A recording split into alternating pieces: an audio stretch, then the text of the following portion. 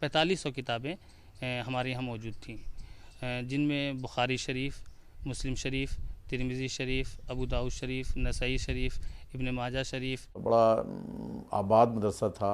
वो तबादल भी हम तलाश कर लेते हैं, दुकान जल गई, मकान जल गया, लेकिन बहुत सारी चीज़ें ऐसी होती हैं जिसका कोई हल नहीं होता।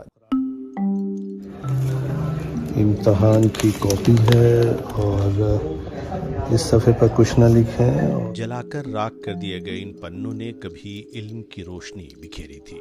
इनमें थी धर्म और कुरान की व्याख्या, चिकित्सा, दर्शन शास्त्र और मनोविज्ञान से जुड़ी सैकड़ों साल पुरानी नायाब किताबें। मगर 31 मार्च को रामनवमी शोभा यात्रा के बाद तलवारों, बर्छियों और पेट्रोल बमों से लैस एक भीड़ ने मदरसा अजीजिया के कुछ हिस्सों में आग लगा दी। गेट के बिल्कुल सामने पड़ने वाली लाइब्रेरी सबसे पहले दंगाइयों के निशाने पर आई। 4500 किताबें हमारे यहाँ मौजूद थीं, जो बताई जा रही कि नायाब किताबें थीं, जिसको मखतूता और कलमी किताबें कहा जाता है। तो वो तकरीबन 250 किताबें थीं जो एक अलमारी में थीं। हर तरफ जली अधजली पुस्तकें हैं या फिर उन्हें तकती उदास कालिख पुती दीवारें।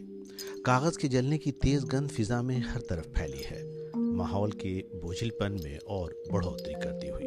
ये जो नुकसान है, ये इमारत वगैरह बना देना एक अलग चीज़ है, लेकिन इल्मी वरसा का नुकसान, एक तहजीब का नुकसान, एक तालीमी इदारे का नुकसान, बहुत सारी चीज़ें ऐसी होती हैं जिसका कोई हल नहीं होता। ये बड़ी घिनौनी, गंदी, जिसको कहते हैं ना, गंदा अमल कहा जाए, और इन पर जितना भी अफसोस किया जाए वो कम है।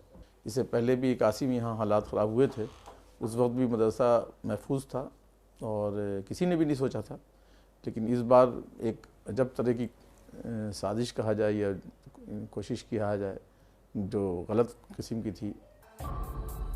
113 साल से बिहार शरीफ में मौजूद मदरसा अजीजिया के पहले दंगाइयों ने पास की शाही मस्जिद में भी तोड़फोड़, पत्थरबाजी और आगजनी की थी। मस्जिद और मदरसे के बीच जिन दुकानों को लूटा गया या आग के हवाले किया गया, उनमें एक पैटर्न नजर आता है। कई दुकानों के बीच चंद दुकानों को निशाना बनाया जाना। नारे लगाती भीड़ ने जब मदरसे का ताला तोड़ दिया तो वहां मौजूद संस्था का अकेला नेपाली गार्ड उसके शब्दों में वहां से भाग लिया कि कहीं उसे भी मुसलमान समझकर न मार डाला जाए। बावर्ची अब्दुल गफ्फार ने किसी तरह जान बचाई।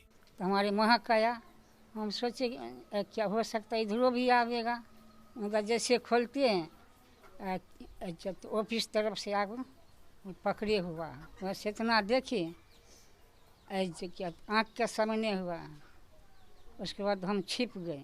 सैकड़ों साल पहले नालंदा में एक लाइब्रेरी जला दी गई थी। पिछले हफ्ते दंगाइयों की एक भीड़ ने इस लाइब्रेरी की बेशकीमती किताबों को आग के हवाले कर दिया।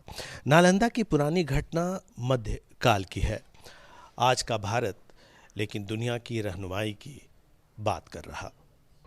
1910 में यहाँ शिफ्ट किए जाने के पहले मदरसा अजीजिया 1896 से ही पटना में कायम होकर तालीम फैलाने का काम कर रहा था, जिसके लिए आर्थिक सहायता मिलती थी सोगरा ट्रस्ट से, जिसे बीबी सोगरा नाम की महिला ने इकलौती बेटी और शौहर की मौत के बाद 19वीं सदी के अंत में स्थापित किया था।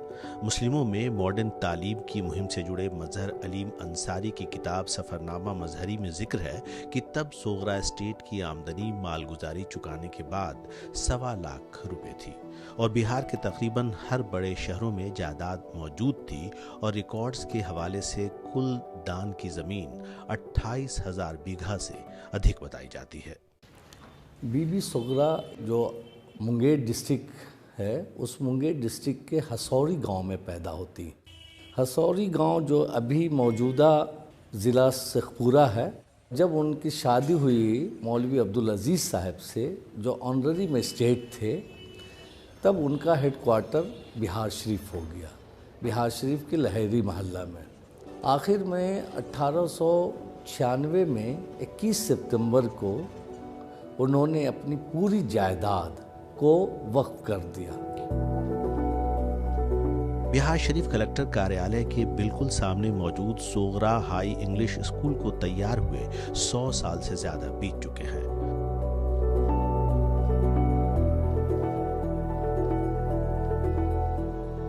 और फिर हुई सोगरा कॉलेज, हॉस्टल और चिकित्सा की व्यवस्था।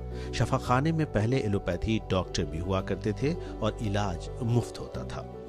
ताज्जुब-खेज़ बात जो है कि आज से 100 साल पहले की एक औरत हमारे ही समाज के अंदर की, जो खुद पर्दानशी थी, उसने उसकी सोच कितनी ऊंची थी और बुलंद थी।